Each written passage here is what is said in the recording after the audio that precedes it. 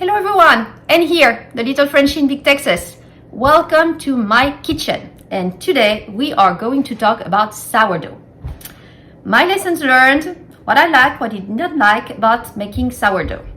And disclaimer first, so I have a French accent, I am French, I love bread, but it doesn't mean I know how to make bread. In fact, I had never made bread before moving to the US. And most French people do not make their own bread. The main reason being that you have bakeries, boulangerie at every street corner in France, everywhere, and you have some very good bread. I mean, you all know the baguette, but you have a lot of different kinds of bread there. And all of them are really delicious. Also, the quality is going down over time. If I compare with 40 years ago, it's not as good, but still you can get some very decent bread everywhere. So most French people do not make their own bread.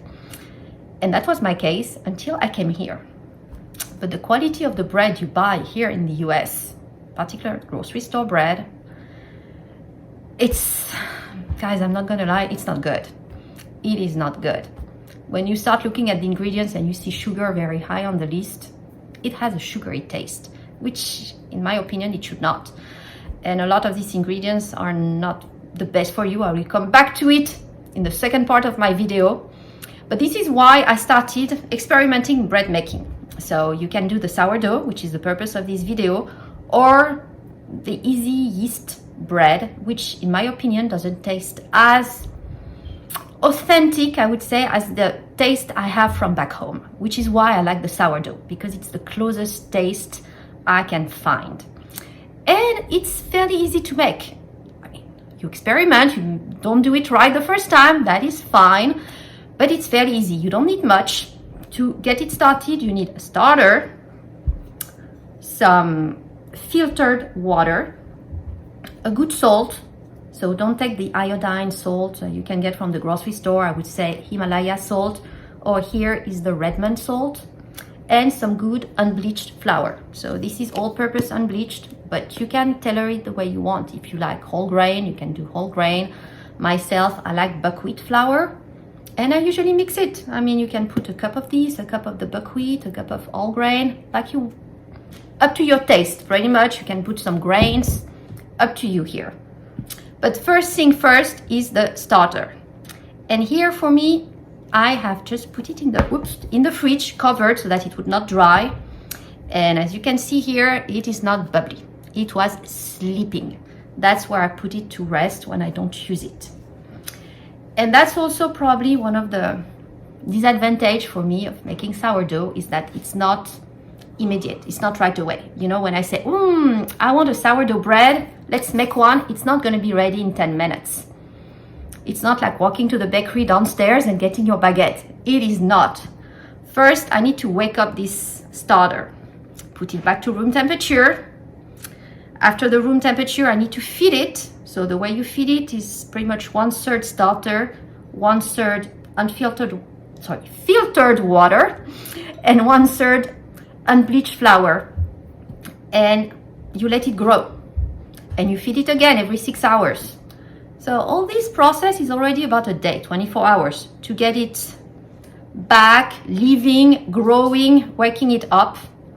And then you need to mix it up to make your sourdough. So it's the same ingredients, filtered water, good salt, and the flour you like, unbleached. You mix it and you let it grow. It ferments. It's a living organism here, but it takes time. So it's probably going to be another 24 hours to get it ready to put in the oven. So altogether, when I say, I want bread this week, and the time it's ready, it might be 2 days. So that's really, for me, the big disadvantage of making sourdough, is the time it takes. So I should probably do it more often, keep my starter on the counter, always at room temperature, always growing, which I do not. But aside from that, the rest is fairly easy. You have to experiment the way you like it. It might not be right the first time, maybe it's not gonna look like the perfect bread like you see in the pictures, but maybe you need a bit more starter, maybe a bit more flour. You experiment until you got it right, and that's the way I learned it. I would recommend to watch a channel, which is actually the one that gave me this initial starter. It was a dehydrated starter that I rehydrated and grew. So the channel is a moon sprout. Her name is Iris, and she has quite a few videos on sourdoughs, how to make the basic bread, but also some other varieties. She takes her sourdough pretty much everywhere she goes. So check her out. She's really the one who got me into it, and since then I enjoy making a sourdough.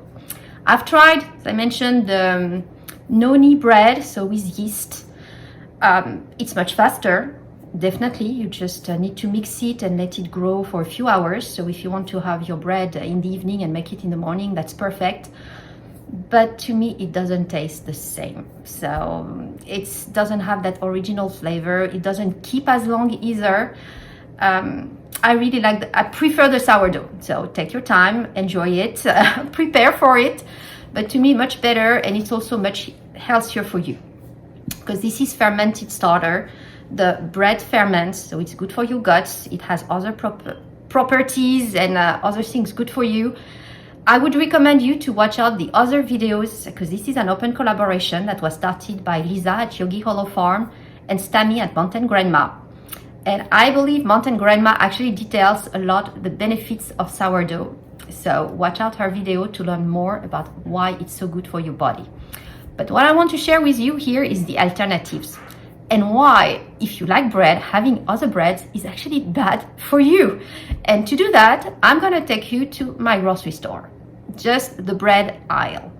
So this is my local grocery store here, and this is the same in any grocery store. Even you go to, here is H-E-B, you can go to Kroger, Walmart.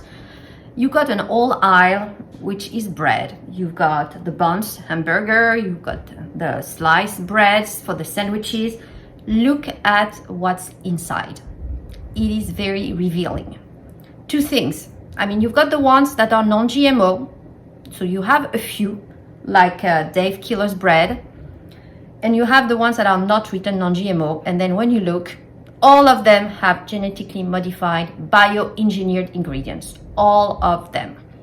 So be careful, because probably 75% on that aisle is GMO. Bioengineered ingredients, sometimes sometimes more than one ingredient. So something to keep in mind. Then look at the list of ingredients. What do you need to make bread? What did I just say? Right here, your starter or some yeast, water, salt, and flour. And look what they have here. I mean, sometimes it's like a page long ingredients, right?